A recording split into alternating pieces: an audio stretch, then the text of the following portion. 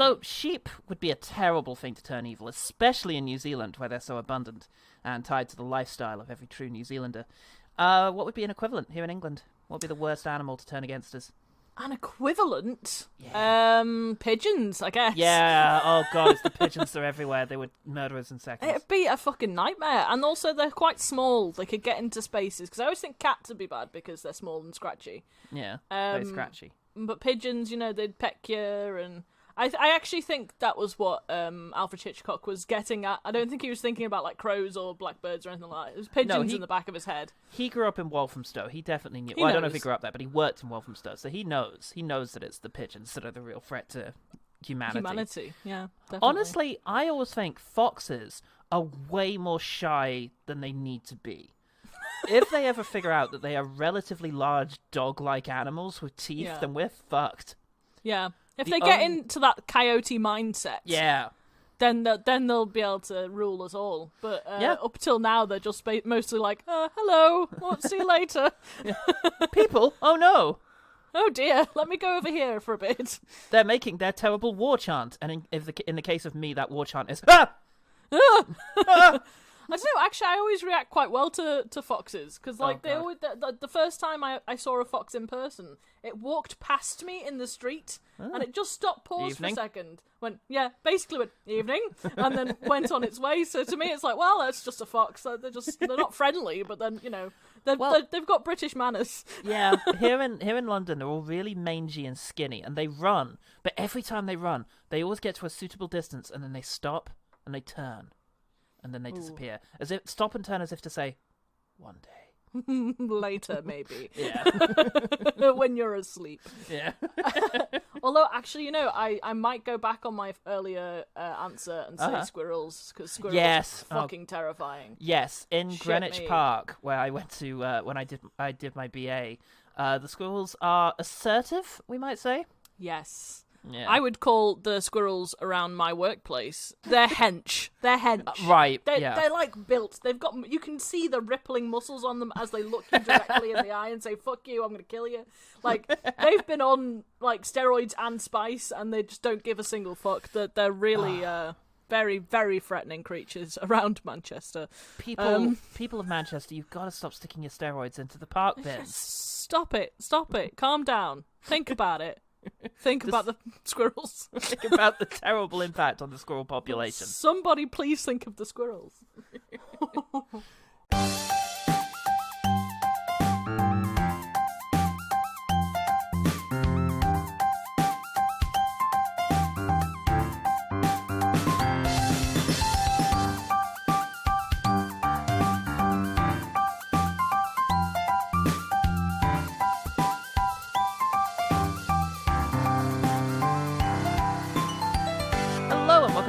The podcast that appreciates every effort to deconstruct the colonialist, paternalistic, agrarian hierarchy that disenfranchises the Tangata Wenua and erodes the natural resources of Aotearoa. Never got that word right. That's what right. New Zealand calls itself.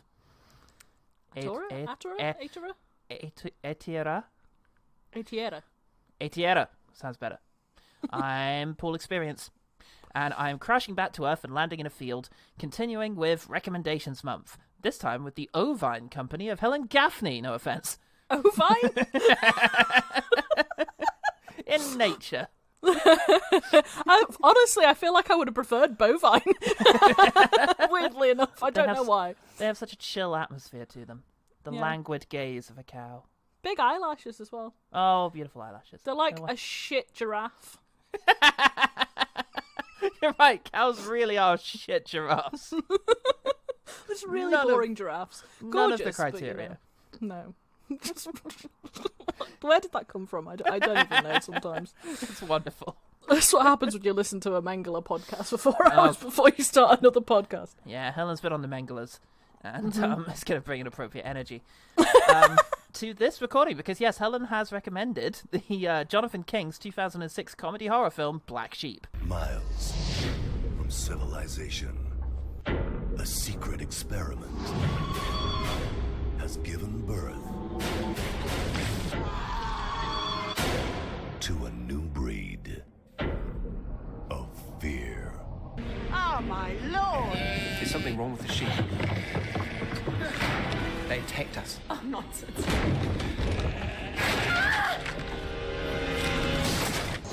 Get ready for the violence. We're trapped. Of the lambs. The sheep are revolting. Aren't they? Black sheep. There's something in here. Ooh. Uh-oh. Uh-oh. Frightening? No. Well, depends how terrified you are of adorable, fluffy sheep. Yeah, really. There's beautiful sheep in this, but, you know. Oh my god, there are so many shots of sheep where I'm just like, you're the best thing. You're the best sheep I've ever seen. Yeah. I enjoy your sheepy face. Wait, Yeah. who's this guy? Pretty sure they're all ladies. Anyway, I don't know animals. I live in London. I know terrifying, terrifying pigeons and squirrels and foxes. That's all And that's I it. have. That's Yeah. all you get. Oh god. This is King's debut feature. He writes and directs the film. Since 2006, he's written a film called The Tattooist in 2007 and written and directed a film called Under the Mountain. And he has written and illustrated a graphic novel called Inkbird Enigma. And that is it. I mean, it's more than I've done since 2006. Yeah, I mean, to be fair, I've done very little since then. Yeah. But, you know, we've all got our different levels of ability. Yeah. I think the year after that, that year, I think I did a double feature watching Lucky Number 11 and the other one that was similar, Smoking Aces. And I don't think there's been much better than that since that I've done. That's the height of your achievement, to be fair. Yeah, I did both of those in one day. One day? Afternoon. Come on, folks. I did almost do a I full peaked. Lord of the Rings extended watch through, but then somewhere towards the end of the Two Towers extended version, I wanted to die, and so I Yeah. went to sleep. I think it's like that old thing they used to say about the only time I've ever wanted to have sex twice was just before I had it once. You know, the only times I've ever thought, yeah, I could watch all 3 Lord of the Rings back to back is just before I start Fellowship. Yeah, it's true. And It's true. Somewhere around the Mines of Moria, I'm like, although actually, wouldn't it be a more authentic experience if we broke them up over several weeks or months? That's true. I mean, I suppose you could break up the films even that way and just be like, well, they've been walking for 10 years now, so let's get back to this bit. It's not as good as the book, where there is just a bit where Gandalf's like, keep this safe, and then disappears for 30 years. Motherfucker. Motherfucker. And what was he up to? He was directing several films and the Inkberg Enigma. He was having a lie down. Lie down. Yeah, not much to say about the production that I was able to find, but special effects, of which there are many, come care of the legendary New Zealand special effects house Weta Workshop, which has worked on Lord of the Rings. Yeah, there we go. With Richard Taylor himself at the helm, a familiar name, face, and voice to anyone who got addicted to the Lord of the Rings DVD appendices as I did. I love that man. Was some good effects as well, to be fair. I wasn't like mad at it. Oh, yeah. No, absolutely. But I enjoyed. Richard Taylor has like this quite boring voice, but talks about like the most cool shit you've ever heard. It's just like, for Lord of the Rings, we had to craft 100 sets of Uruk-hai armor with important metal shielding around the key defensive points. We had to create a whole new culture in order to bring this world to life. You're like, oh, no, wait, I am interested. I'm just falling asleep out of the voice. So interesting. Just try to get involved. But they get a bit of money from a Korean firm, the first Korean investment in a New Zealand film. Huh. There you go. You know, Bit of worldwide. That's fascinating. that. Sure. Why were the Koreans particularly interested in this, I wonder? They're trying to discredit the New Zealand lamb business. Because after all, lamb is one of their chief exports. I don't know if you want to tug on this thread. Yeah, I mean, you know, this might go all the way up to the top. I don't know what the top is for the lamb. Oh god, trade, Prime Minister, but, you know. Prime Minister of New Zealand, I think. Oh, That's primarily what you're elected to manage. I imagine the Prime Minister of New Zealand is a bit like the Prime Minister of the Isle of Man. He just lives somewhere, and you can go, "Hi, Bob, you're right." Well, it was Jacinda Ardern, one of the most cool world leaders ever. Now yeah, she's she was resigned. dope. Yeah, she's Probably really a Bob good. now, though, right? Yeah, it's probably some guy named Bob. The world's ruled by Bobs. The Wikipedia page has a section for soundtrack, which I shall now read to you in its entirety. Exciting. Nirvana. Critics reacted to Black Sheep like they would never be okay ever again. Andy Lau at Total Film said, dopey editing, ropey pacing, hokey story structure, scrappy sound, rubbish, rubbery gore, and acting that would shame a toddler's nativity play. For a minute there, it seemed like he was going insane. Yeah. Dopey editing, ropey pacing, hokey storyline, blah blah blah doo.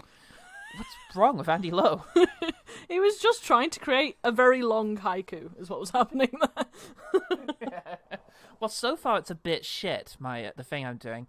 Maybe if I just style it out, it'll seem like I wasn't trying to do anything at all.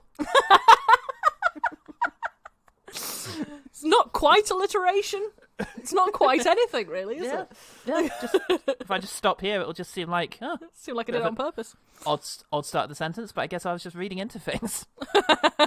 No, that's on me. that to be fair, that is on us. Public, meanwhile, are not a tree. They're a fucking sheep.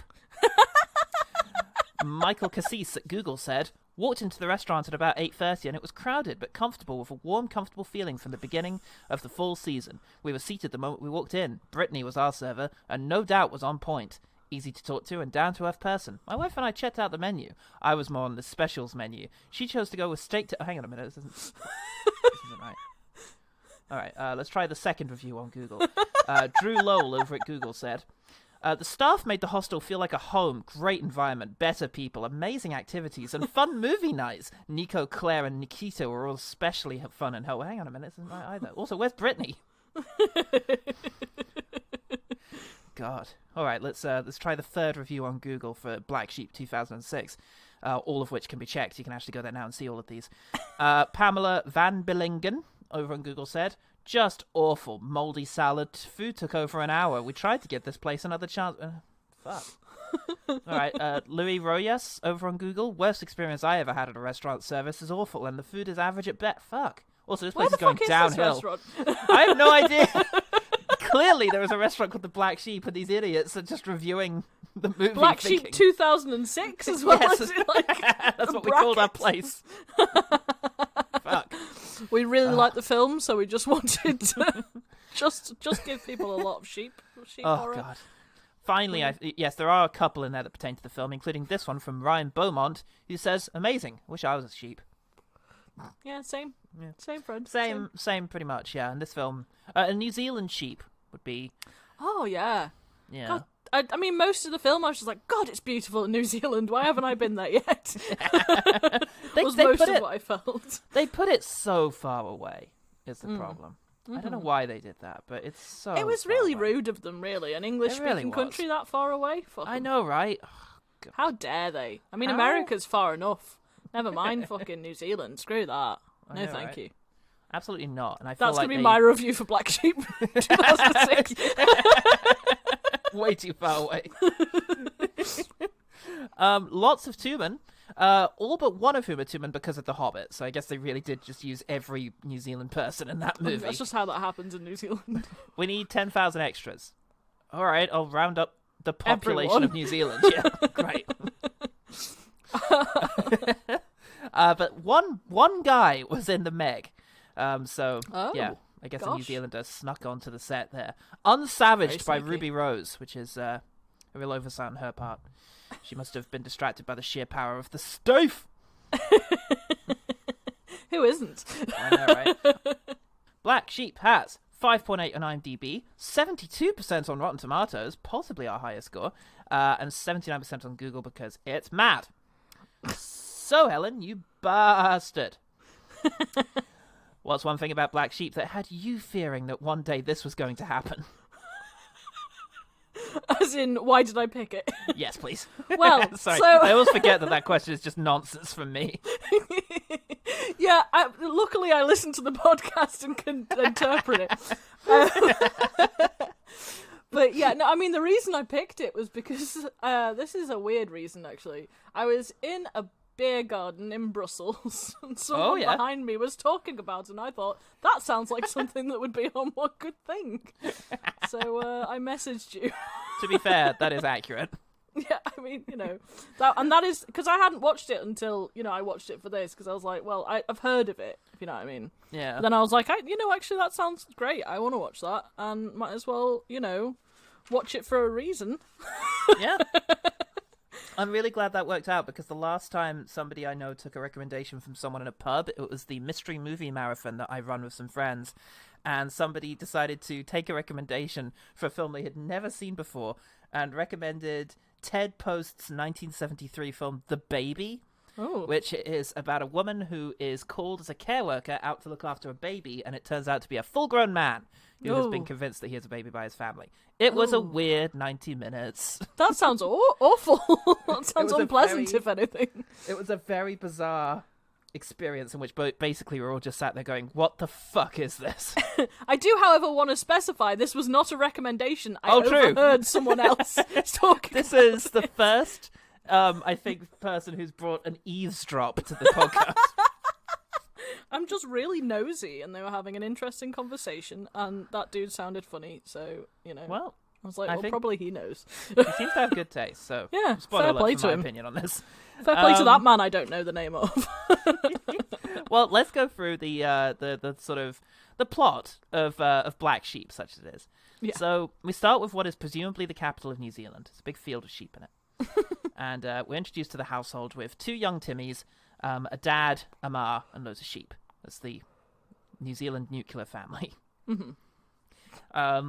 The older of the Timmies is harmlessly harassing the young one with the carcass of his favourite sheep, which he's just killed, when they're interrupted by tragedy, which we don't get specified. We just cut to little Timmy all grown up, looking to me like a cross between a long Hayden Christensen and a pouty Johnny Lee Miller. Yes. So I just think he looks like if... Again, I'm going back to the Nazis, and I think that's a problem with me right now. He looks like if a Nazi fucked a sheep and then they had a child. If I'm being honest, that's how my brain interpreted his face. And is that not how New Zealand happened? Sociology? Take that how you will. He was quite good looking, though, actually. So, I feel like, he was all right. I probably would. That says a lot, I think, about where you're coming from. Yeah, halfway between a Nazi and a sheep, so pretty hot. Yeah, he was alright. Pretty attractive. I think I might stick to Longden Knee Miller. That's what I'm going with. I think that might be where you should go. Rather than Bar Hitler or something. I don't know, that's much more memorable, unfortunately, but we should probably steer Probably away from not. Oh, God. So, yeah, Longden is heading home in order to sell off his half of the sheep farm because he's terrified of sheep. That's probably a good idea. That's why I don't own that social interaction farm anymore. Yeah, that makes sense. There's a lot of logic to that. Got to get away from it. Got to get it out of your life. That's why I don't own anything affiliated with ladybirds, including the books. You got rid of that ladybird factory. Haven't you ever wondered who paints them all? So, yes, his older brother, who I think now looks like the British-Australian comedian Adam Hills. Yeah, he does actually. Yeah, fair play. So. He is a big shot now. Big shot man with big plans for the farm that involve the evil scientist, Elsa, sheep wolf of the SS. That's an obscure reference. But we got Nazis back. Nazi! Yay, Nazis! Yahtzee! It's a Nazi! Yahtzee Nazis. I hope you're all playing along at home first. Oh, God. But two activists are hoping to disrupt the plan and the transportation of a genetically engineered super sheep, and they steal a vial of gunk. And the guy of the activist, he does the thing that I do in stealth missions, which is to just try and get to the objective as quickly as possible, hoping that you get lucky, and then run away. Same, I was never very good at Hitman. If you just do it quick, no one will notice. Yeah, it'll be fine. He gets the gunk, but he drops it, and we find out what's inside. It's lamb chop gone feral. Ominous. Yeah. Very freaky looking thing, that thing. Do we ever... That thing doesn't grow up and become like the big bad, does he? He just kind of... No, he just sort of wanders around the fields going, ah! Like, Yeah, after he that's bites... his hero's journey. After he bites the other sheep, he disappears, right? Yeah, I don't think we see him again. Oh, how weird. Anyway, he bites the sort of guy hippie and then a sheep. And so now everything's gone to hell because you get bitten by one of these things, turn into a sheep, and if a sheep gets bitten by one of these things, because of bad sheep, it's a rough time. It's difficult. New Zealand. Back at the farm, the mother is like, "Oh, your father wanted you to have this MacGuffin. Try to remember to use it by the end of the film." And it's a pair of golden shears. So, is she the mother? I thought she was just some random, because like an aunt or something. That's the thing. When he comes in, he's like, "Oh, hello, Mrs. Whatever the name is." Yeah. So I feel like she's just like a farmhand who is like a surrogate mother almost. Yeah. Like, it's like their kind of nanny scenario. Like a Mrs. Doyle figure. Yeah, a Mrs. Doyle figure, if you will. I think that's fair. So also here is a shaggy-looking chap, and our hero turns and says, "Hello, Tugger." I thought Tugger was the name of one of the dogs. Did the dog grow up into this man? You do actually see him in the starting sequence. To be fair, he flashes by on one of those little the little things, the zoomy things. I'm still going with the idea that the dog grew up into a man. So Rover the man and Longdon go up to the site of the accident that claimed the father, only to find that one of the sheep has been bitten by the evil thing. And they don't find that yet. They find activist lady. No, she looks like Naomi Watts, so I'm going to call her Naomi Knotts. I thought Naomi Watts as well. Yeah. There we go. She also reminded me of someone else, but it drove me mad. I couldn't put my finger on it. So, she just looked like a more boring version of Naomi Watts. She looked like Naomi Watts with none of the actual interesting facial features. There's a lot of interesting sights to see on it, Naomi Watts' face, and I urge you all to go and check it out. It's a long journey, but you'll appreciate it when you get there. But you can't do it all in one day.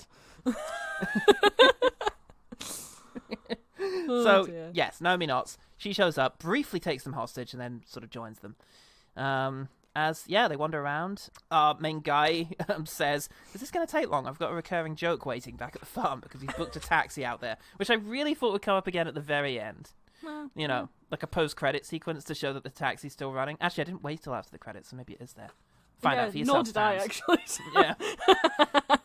I'm going to have a lot of Twitter things, people saying, "How dare you? You missed the fantastic post-credit scene of taxis." The funniest sequence. They already did the cab running through the whole movie joke in Airplane 2. Masterful spoof movie, Airplane 2. Yeah, to be fair.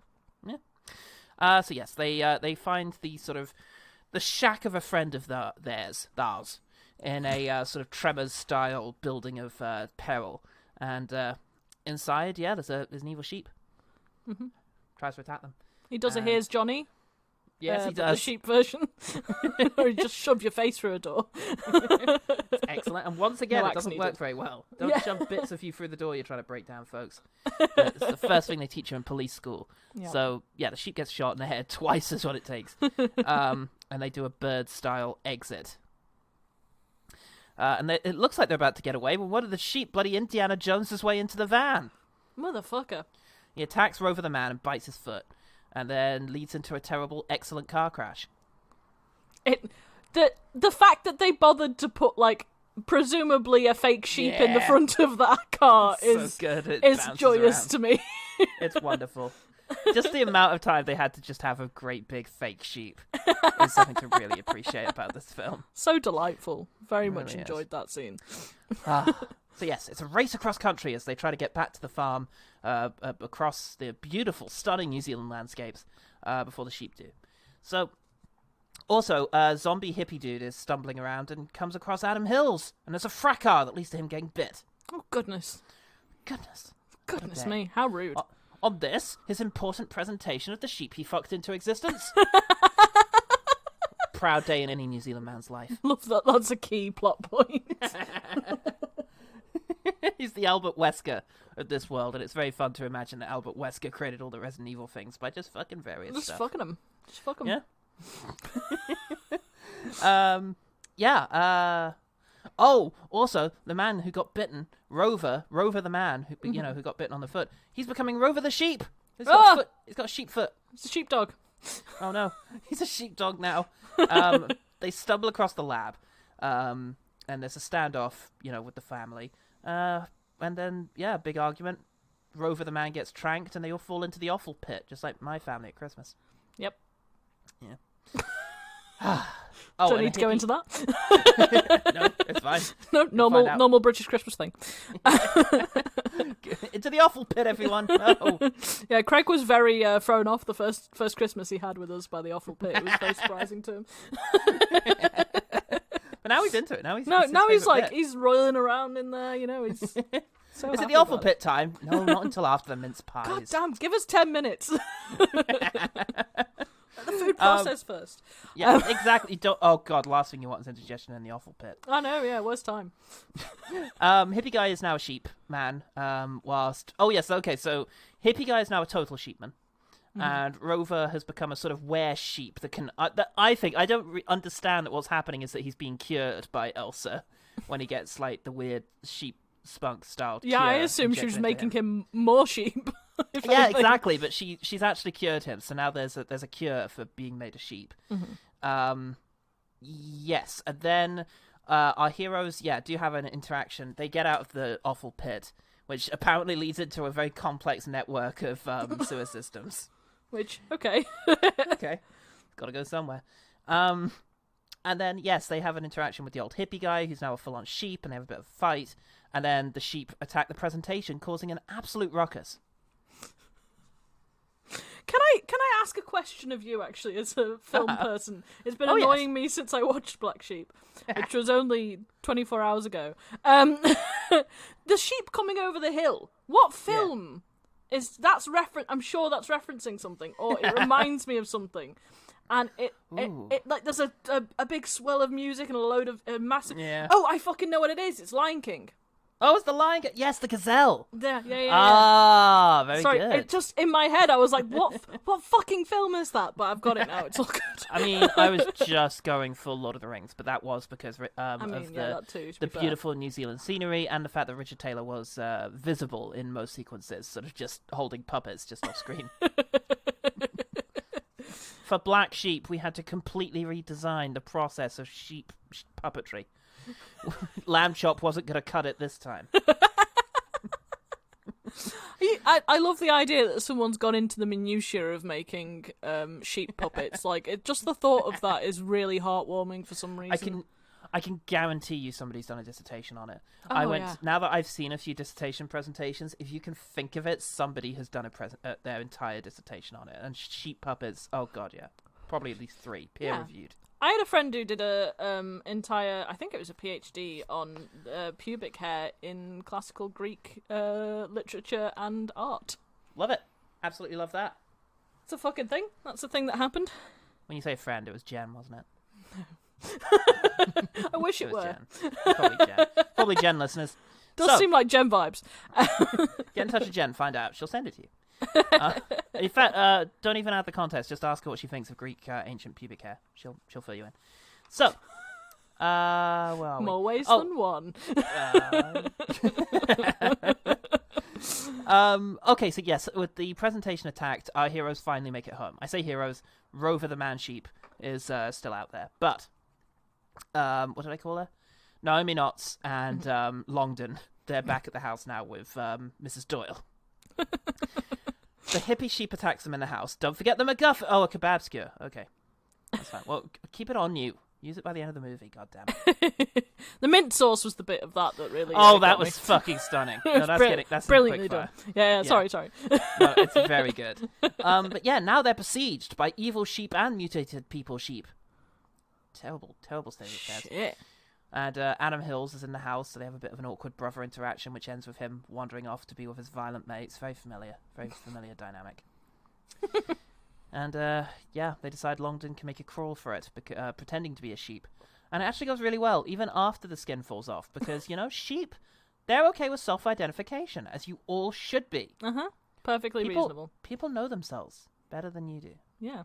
He knows he's a sheep. He knows he's a sheep. He's not a tree, he's not a man, he's a fucking sheep, mate. He's a fucking sheep. I'm not a tree, I'm a fucking sheep. No.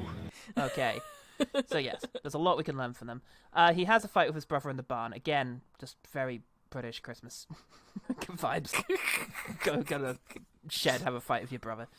A lot of relatable stuff there. And actually, this was masterfully forbade? foreboding. Foreboding? Earlier, when they fought as children and he was wearing a sheepskin. That's Sneaky. cinema. That's how cinema do. That's the beauty of cinema. That's the cyclical nature of cinema. You won't find that kind of foreboding anywhere other than either cinema or an episode of Seinfeld. Yes. So, it's a gorgeous thing. So, speaking of foreboding, he uses the MacGuffin that his father left to him to stab his brother. Nice. Probably not what he hoped it would be used for. Don't stab your brother with this, he specifically said. Sure, he did at some point. I mean, if you're working on a farm. Yeah, try not to use my incredibly sharp golden shears award to gouge your brother's eyes out. Yep. Oh, Oh, okay. I was gonna, Hate this but place. okay, I guess. Run away from this place. Hate this place. So, yeah, only it made him stronger. Uh-oh. Oh, shit. Luckily, Rover the Sheep Man shows up with an artificial insemination injector full of cure. So Nice. it's all going to be fine eventually. And Adam Driver gets his dick bitten off. Adam Driver? No, That unrelated. I feel like that was a Freudian slip somehow, and I don't quite know how, but I think it might have been. Completely outside of the scope of this movie, Adam Driver gets his dick bitten off by a sheep. There's just a flashes brief in. cutaway. Yeah. Meanwhile, Adam Hills gets all of him bitten off. Bitten right off of him. It's a very stretchy dick he's got there as well. He's got rather... Hey, It's elastic, is what that is. the human dick can take all sorts of abuse. Trust me. I know. You've tried. So, they're all farting, though, once again. Masterfully for Botol earlier. Phobaton. Yeah. So they blow up the farting sheep with the lighter, and it all ends happily ever after. But oh no, sheepdog! Watch out for the sequel, folks. Oh man. Hoisted on their own farts. If only we didn't fart so much, lads, they say as they die. But yes, the beloved dog, who we haven't mentioned, but is a very good boy and has been throughout the entire film. Very good boy. Very good boy. Best There was a boy. moment where they were gathered on a cliff, and it was like the three of them are there in the foreground, but there's a long shadow being cast in the background. And I'm like, oh, is that a member of the crew? Is that Richard Adams, whatever his name was, Richard Taylor, in the background? But no, it was the shadow of the dog who was also sat there. What a long shadow that dog casts. Yep. Over the whole film, the dog acting. Honestly, the sheep acting as well. I mean, Oh god, yeah, Fuck- it's fucking hell. stunning. There's a great moment sheep where acting. there was a moment where I think she opens the door. That's it. They're leaving the cabin, and there are multiple sheep out there, and three of them like stop what they're doing and turn to look at her, and it's very good. You have to imagine as well. A lot of the sheep acting, there's prompts for them. Obviously, they're going to do weird and frightening Yeah. things to them or whatever.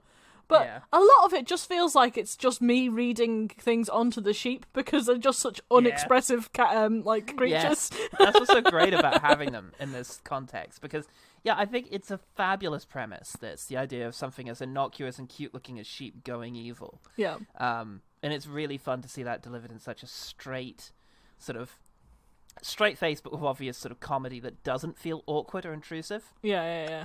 They, for the most part, take the threat seriously.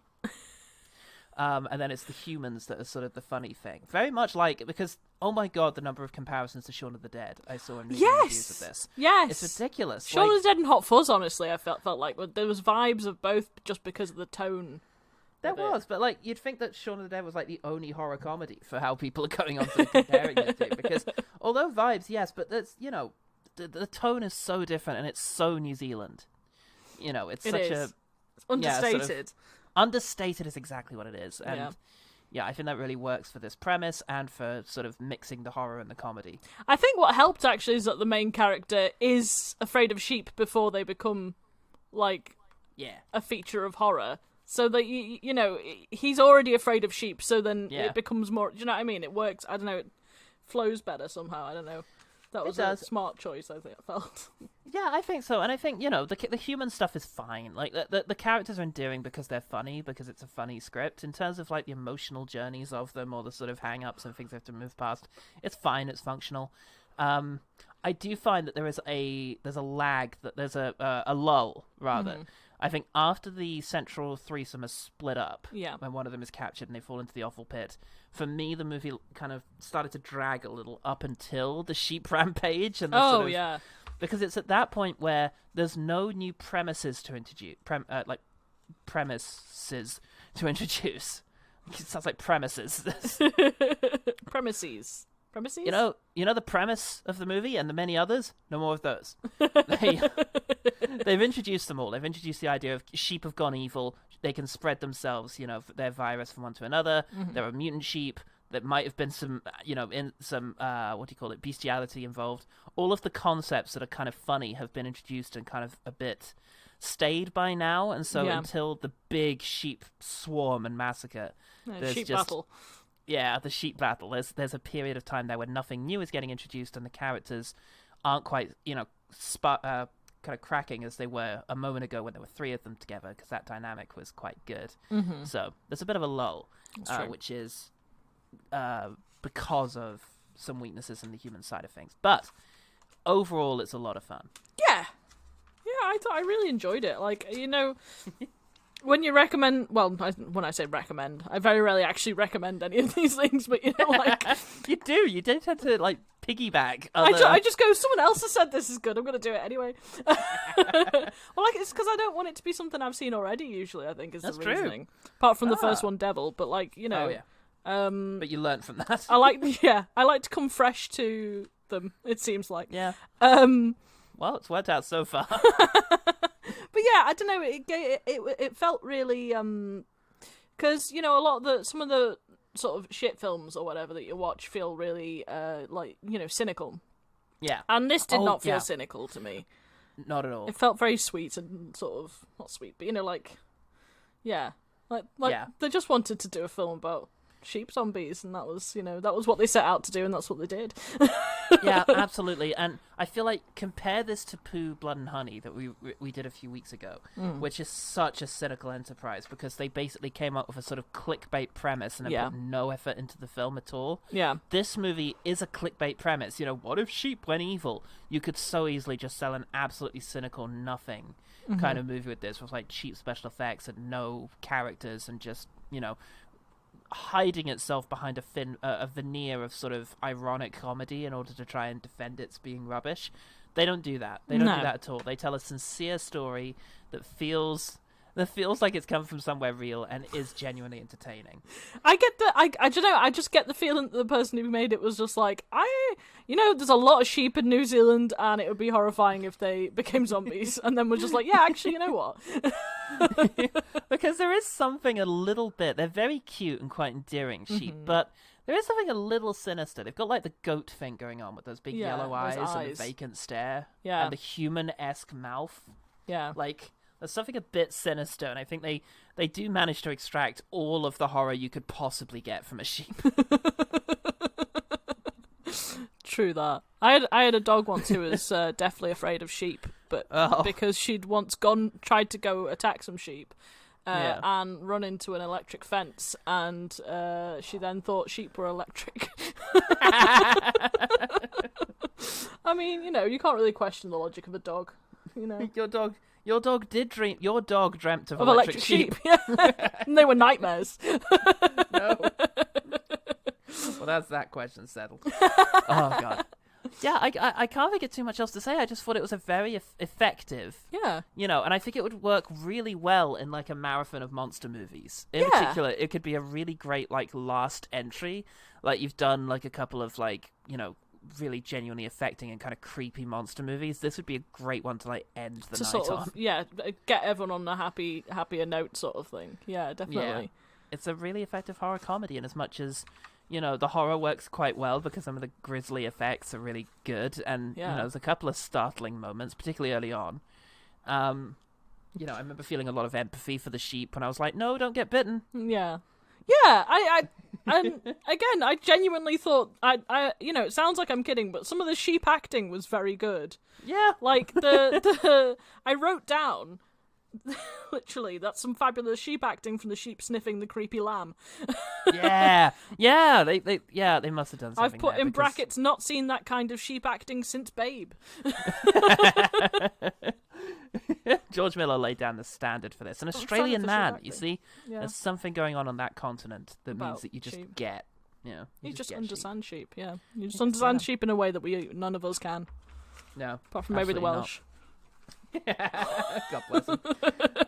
Speaking of which, this is all bringing to mind like quick fires. So let's get into them because I have quite a few. Oh yeah, I've got like a nice long list. Quick fire. We'll just take for granted my first one, which is beautiful opening shots. New Zealand is very nice. Just that for the whole movie. Same. Goddamn, and New Zealand is pretty is what I wrote down. It's beautiful and so unique and just, stunning. Yeah. And in particular, I love the fact that there's a bit near the cliff where it's like all the way through the movie. It's not unrecognizable to like the landscapes of like Yorkshire or rural parts of England of just rolling hills and verdancy and sheep. Then they go to the water and it's sparkling blue azure seas and it's like fucking hell. It's like if Yorkshire had like nice coastline. Yeah, it's like in the Bahamas. Like, yeah. Oh, sad times to be mountains and gorgeous water. Damn. God damn. I quite like that the young person they had to play the Angus, the brother. They made he was limpy. Yes, it's like he must be bad. He's limpy. It's proper Disney movie logic. Yeah, look at him. There's something wrong with this person. He's got an injury. Ew. Yeah. When the young brother is introduced back in, all of the sheep surrounding his car, the taxi that he's in, it's great, and it's like they're real sheep. They're really packed in that close to the car. They seem mildly annoyed by it. Nobody's in charge of them, and it's just an absolutely hilarious way to establish that our main character is now afraid of sheep. I did relate to that because sometimes you drive down those country roads where they just let sheep cross around the road, and you're like, well, okay, it's another hour added onto our journey for the sheep. Fucking sheep. Particularly visiting my cousins in Buxton, it's just like an hour, and you're like, oh, fucking more fucking sheep crossing the road. Yeah. So relatable to me. I like the line from Mrs. Doyle of oh, don't worry, I haven't shot anyone since Christmas. Yeah, it's great. As if that's a thing she does every Christmas. It's like, Christmas I go out for a special treat and shoot someone. It's very good. Immediately endeared me to her. Also like that the line is, don't worry, I haven't shot anyone since Christmas, as if to establish that's a really good record for her. We don't know when this is. Or that she's gotten her bloodlust out. Worked out. That's true, we don't know when this is. This could be February. Could be it could be a week since Christmas. Who's to fucking say? I don't know what New Zealand looks like that time of year. Here's a quick look over to a Christmas tree that's still up.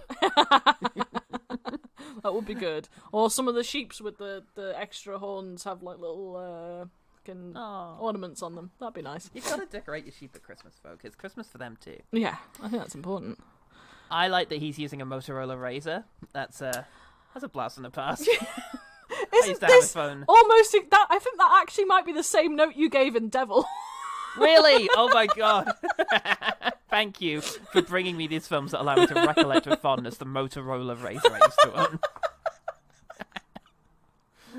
That is a really weird connecting factor. Quite the playlist for Letterboxd movies with Motorola Razrs in them. I mean, we can start writing that list. Why not? It's 2 entries. So We're far. here now. Yeah.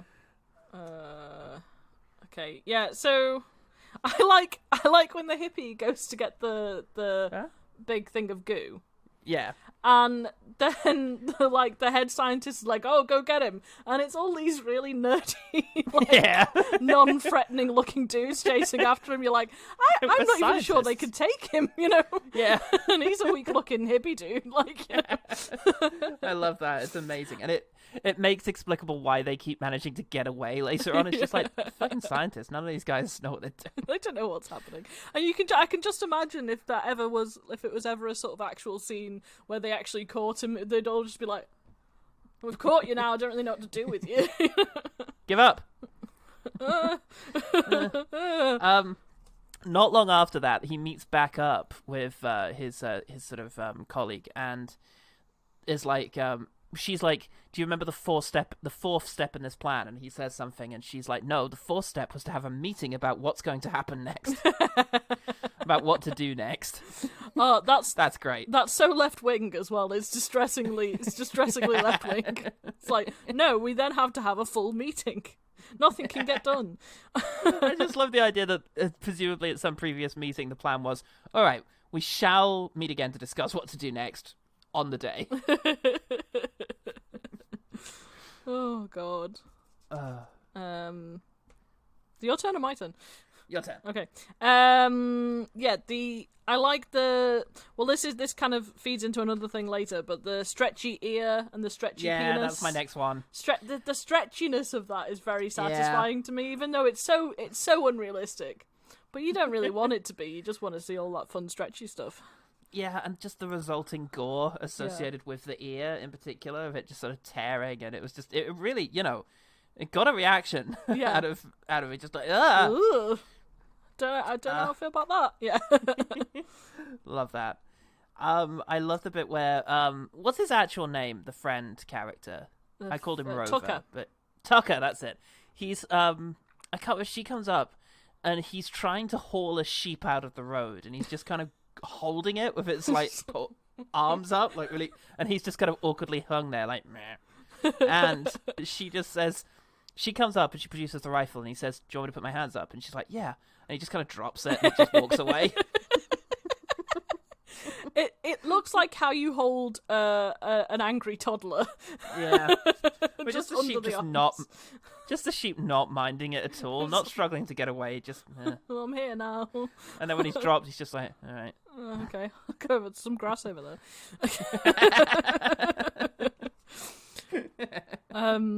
My next favourite bit is the most unlikely film quote, in my opinion, because it's not weird, it's just an insane thing to be in a film. It's an exciting time to be in the agricultural sciences. Yeah. It's an exciting time to be in the agricultural sciences. There were a couple of lines like that were very fun.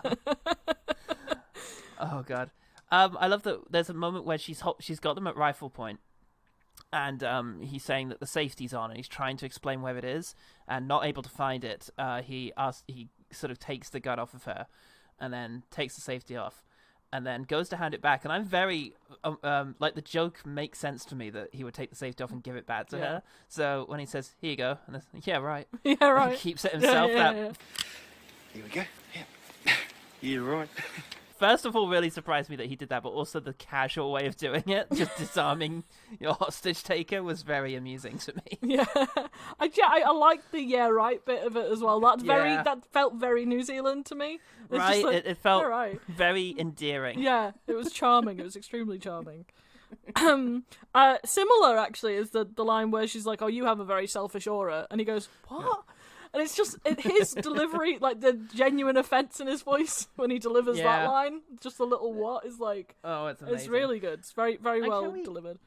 And can we also say that for the female lead in a horror movie or in a monster movie, it would be so easy to make her the straight woman.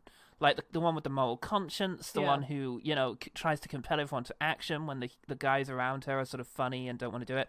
The fact that they gave her a character that decided she's like this new age person who like complains about cheese and auras and does this other stuff, just made her like gave her funny stuff to do. That's very satisfying. Very satisfying. Rarely done enough now, let alone 2006. So good on them for that. And she's really great. She had some really funny line deliveries. Yeah, the feng shui in this room is terrible, for example. Yeah. Oh my God. What? The feng shui in this room is terrible. Really good. Good stuff. Really good. And speaking of great lines, I really love his whole What is wrong with you? Vinophobia, my therapist calls it. What's that? Just a completely unfounded and irrational fear that one day this is going to happen. Yeah, perfect. Truly That's perfect. I like the line from Tucker where he's like, "Come on then, mutton chops," when he's shooting the sheep. Come on then, mutton chops! It's a throwaway line as well. They didn't highlight it. I just really appreciate it. No, I missed that. That's great. It's beautiful. Yeah. Loved the truck crashing. Thought it looked great. Like you said, there's a beautiful. stuffed sheep in there, but also just watching this truck get just completely compressed and trashed without blowing up was really good. Yeah. It was the sheep driving as well. And like the Yeah. couple of shots of it that actually was- driving was very beautiful as well. Very funny. Because it was an actual sheep that just put behind a wheel. Yeah. There's no reaction from the sheep either, just like the dead eyes of a sheep.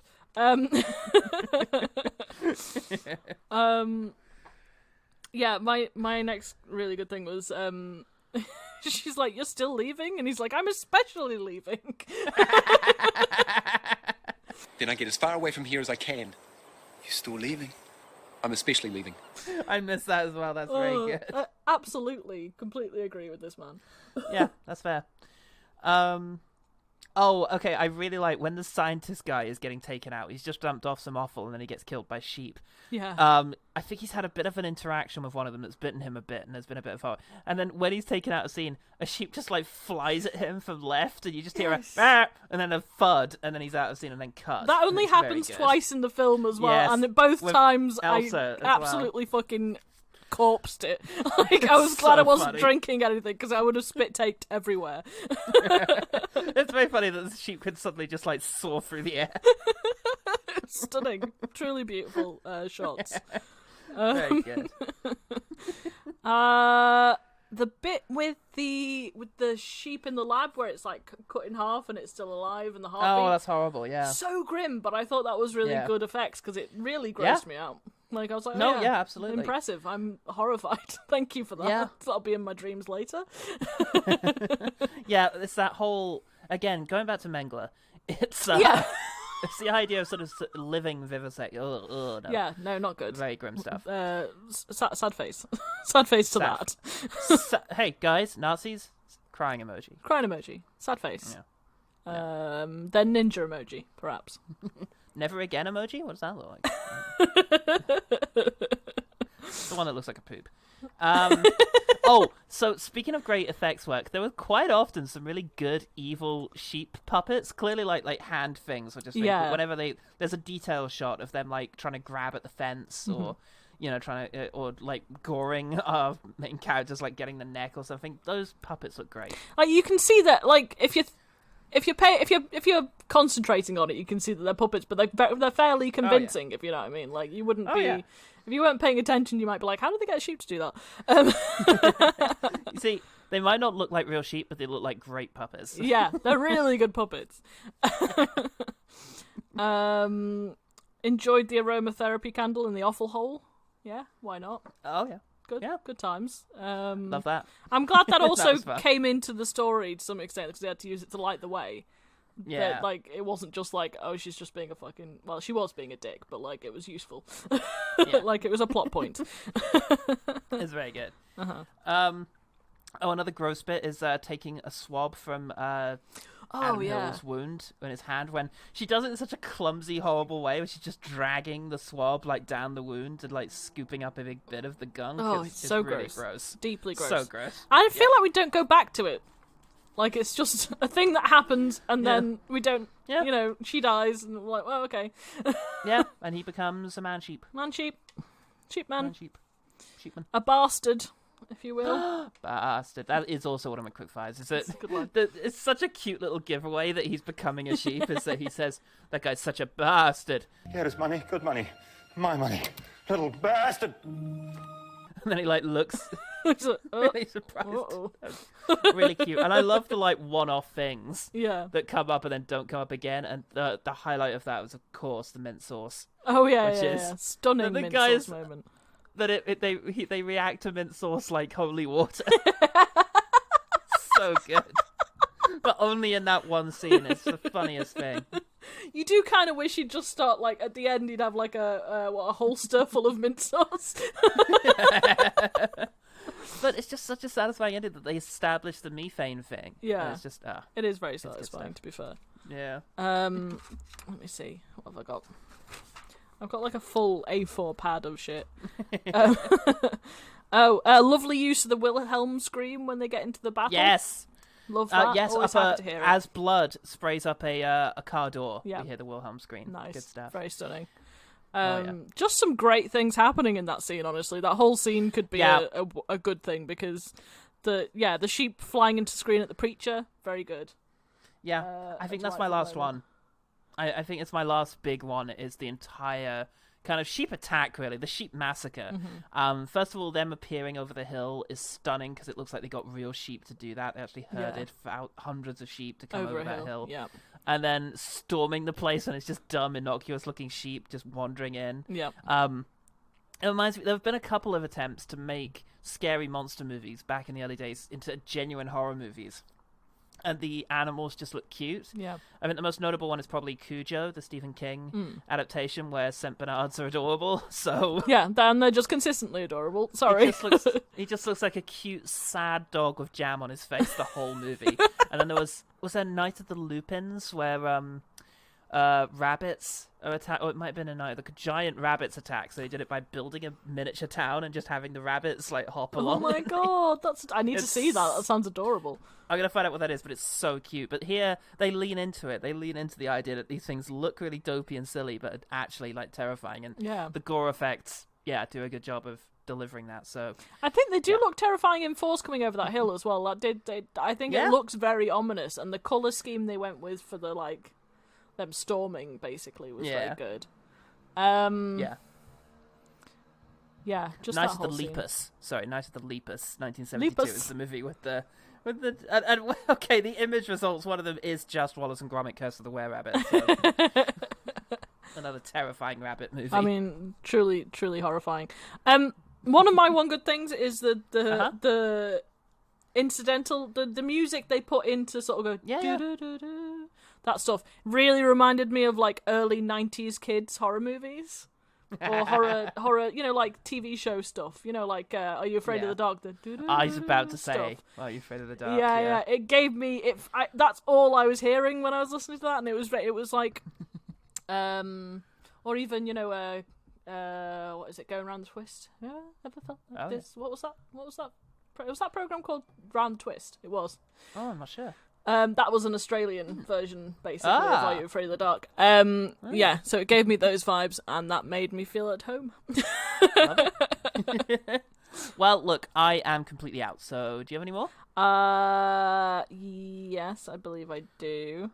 Love it. I think the sheep transformations of the people look really gnarly, especially because they all start with the teeth.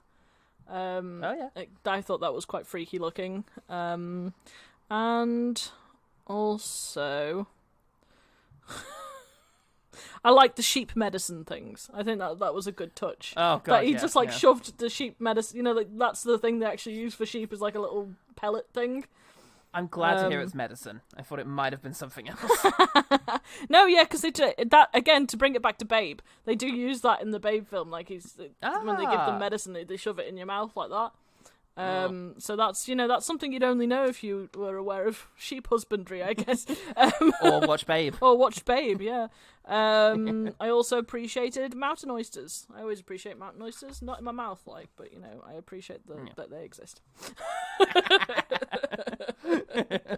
I'm glad they exist for others. Yeah, I'm glad other people can and will enjoy the testicles of a creature. Yeah. Yeah. You're gonna kill it. Might as well use balls. Yeah. As my old dad used to say. It's good to use every part of the animal. My grandma used to eat sheep's brain. So, yes, I'm sure we've had sheep. Well, I mean, my mother's Scottish, so haggis has been regular, and that's pretty much everything that the butcher couldn't sell. Yeah, pretty much just mushed up. Yeah. Yeah. Oh dear. But yeah, I think that's my whole list. Yeah. Yeah, Brilliant. It's a great film. Loved it. Yeah, it's really good, guys. We highly recommend that you check it out. And to back that up further, we're going to check in with the OG team. The OG team. The OG team. And they are kicking off. I've got quite a lot to read here. Oh my god. I know, right? Finally. What? This is the one? This is the one that finally woke the OG team from their slumber, from their Adam Sandler-induced slumber. Mark Reed gets in touch on Patreon. The very, very best of people are in Patreon. Nice. And he says, I watched this just for you guys. a surprisingly earnest horror film, given its slight dumb premise. Very dumb premise. I like that it's got weird Jurassic Park vibes. The main thing that lets us down is that not a drop of the comedy attempts hits at all. Oh, I have to disagree there. I found it very funny. But, it's a taste thing with comedy, and I could see how, if you're not into this kind of thing, I can see how that would miss. Anyway, here's my... Oh, except farts, they're always funny. Well, actually, it takes a very specific kind of fart joke to get me, but these ones I think worked because, again, they're all coming from really dumb-looking sheep. Here are my good things. Good practical effects and kills, definitely. Yes. Pretty great puppets for the sheep and were-sheep. Yes. Yep, very much agree. A man froze his own leg. Yeah, that was such a sad moment. I forgot about that bit. It's such a sad moment because he's got a sheep coming after him and he's trying to throw things for the sheep to eat so he can get away, and then he just picks up his leg and it's just like, no, here. I guess. Chucks it with such a sad disaffection. Weird half-alive lab sheep, agreed. The man being the worst kind of half-naked. You shouldn't be top with no strides, he's put, but yes. Yeah, top down is very much the worst kind of So it's the Winnie the Pooh nakedness. It's the Winnie he went full Winnie the Pooh. He did. And Taxi still waiting. Yeah, very good. Oh, lots of love, chaps. Yeah, lots of love to you, Mark Reed. Mwah. I very much appreciate you. And you writing in. You're the best. Okay. Over on Facebook, which is now Meta, I think. Uh-oh. I'm trying to keep track of these things. Anyway, Jennifer Soanes gets in touch to say... Oh, hello. Practical effects and puppetry gives the actors something to really work against instead of CGI. The physicality of the performances remind one of Bruce Campbell. Very high praise. The were-sheep transformation progression is pretty good. Yeah, I like that. The zombie sheep fetus reminds me of Eraserhead. Oh, agreed. What's this line she's put at the end? Hey, those salmon died free. Oh, yeah. It was something the hippie said. Like, oh, let's not let this be like last time. And he's like, hey, those salmon died free. That's very good. I missed that. Well, that is a good line, to be fair. Very good line. Okay, and then over on X, Twitter. Ugh. I know, right?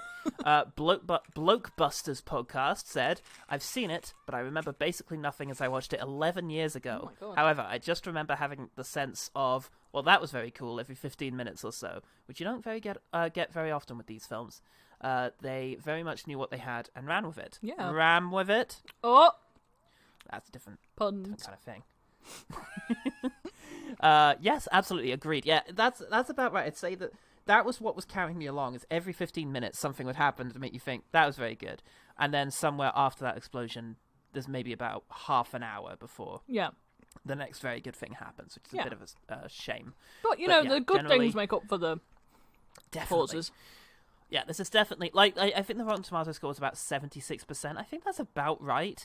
I think if I was scoring this, it would be like a 3-star, which for me means, as good as it really delivers on its premise. Yeah. Yeah, it did the thing. Did the thing it wanted to do. And it did absolutely. it, in a way that was enjoyable. Absolutely. Delivers a really good viewing experience for audiences. In particular in a cinema environment, I think this would be a lot of fun. Oh, yeah. Especially with the sheep flying into screen. I just feel like that would be something much better on IMAX. This deserves Cinerama at the very least. And finally, we have Real Feels podcast, who gets in touch to say, Black Sheep is entirely underrated, and one of the better creature features out there.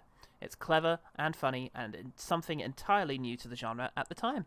Good stuff. Thank you very much. Yeah. I believe, unless I'm very much mistaken, I think Real Feel podcast might be new to the OG team. Oh, my. So thank you for sharing your thoughts. Look at that. And thank you, OG team. Thank you, OG team. Thank you, OG team. No, thank you. Do you have a one better thing? The one better thing. I don't know if I do, to be honest with you. I mean, there was a lot of things. Yeah, tonally, there was some things it reminded me of, just because, New Zealand reminds me of things. Yeah. Like What We Do in the Shadows, but I suppose that's just completely different sort of vibes, but you know what I mean. Still horror comedy. Yeah, seems horror to be a bit comedy. of a strength out there. Also, it was Australian, Housebound. It was also a horror comedy that was very good. Oh, I don't think I've seen that. It's very funny. But yeah, I don't know whether I do have a one better thing. I mean, yeah, no, I don't. I have lots of similar things. Yeah, that's kind of mine too. Mine is also quite a similar thing, but I do think it is also better. And that is, in terms of horror comedy monster movies, if you've not seen Tremors, I think that's really the sort of core of the genre there, and a far more fitting sort of comparison than Shaun of the Dead, I would say. Yeah, that's true. Yeah, it's a movie that takes its threat seriously, but also just has a lot of comedy tied up in its characters who are kind of hapless and charming and just can't get a break. And yeah, seeing them sort of use their ingenuity to try and get out of the situation is just a real joy. So I think yeah, another thing it reminded me of was Rubber, purely just because the horror main character is such an odd choice, but also it is still manages to be threatening somehow. Yeah. Absolutely. God, I haven't seen Rubber in ages. I seem to remember it goes completely off the rails in the end. I forced Craig to watch it fairly recently. I think it was like maybe 6 months ago or something, and he was just like, why did we watch that? I was like, I don't know, I just felt you need to see it. You can't say you didn't. Yeah. I feel like he did. He did need to see it. He doesn't need to see it a second time, but he needs to see it first time. Oh, nobody needs to see it the second time. But if you haven't seen it the first time, you go see it. I think there was one about a killer pair of jeans recently, but I can't remember what it was called. Oh, really? No, I don't know. Yeah. Oh, dang. Killer jeans. You tell us, OGT. Yeah, tell us we'll what find it is. out. And those are the one better thing. Except the jeans thing, I don't know about that. Might be. Could be. Who knows? Mystery. You tell us. You tell us. Tell us everything. But Helen, you tell us. How can people find out about you and your endeavours? Oh, God, my endeavours. Well, I mean, I have no personal social media, as I am, in fact, a podcast cryptid. Sweet. As we all know. However, I am to be found on the podcast Roll Plus Heart, wherein we play delightful games, RPG games. Yeah. And, basically either frighten each other or make each other very sad or make each other laugh real hard. So if you like any of those things, that's the place to find me. I like all of those things. Yes. They're very good things, to be fair.